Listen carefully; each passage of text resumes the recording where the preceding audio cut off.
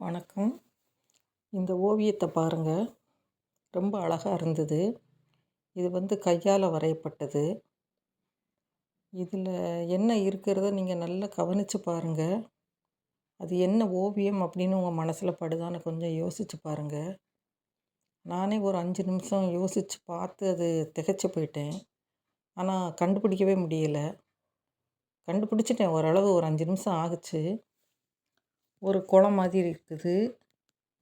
அதில் 2, 3 தாமரைப்பூ இருக்குது, இலை இருக்குது, மரம் செடி மாதிரி இருக்குது. அப்படி தானே உங்களுக்கும் தெரியுது, நல்லா பாருங்கள். ஆனால் அது உள்ளுக்கு 2 உருவங்கள் இருக்குது பாருங்கள். ஒரு ஆண் உருவம், ஒரு பெண் உருவமும் இருக்குது. கிட்டத்தட்ட லவ்வர்ஸ் மாதிரி இருக்குது பாருங்கள். லவ்வர்ஸே தாங்க, நல்லா பாருங்கள் தெரியும். அந்த ஓவியம் ரசிக்க தெரிஞ்சவங்களுக்கு அது நல்லா புரியும். இப்போ கண்டுபிடிச்சிருப்பீங்கன்னு நினைக்கிறேன். இது என்ன அழகாக இருக்குது பார்த்தீங்களா?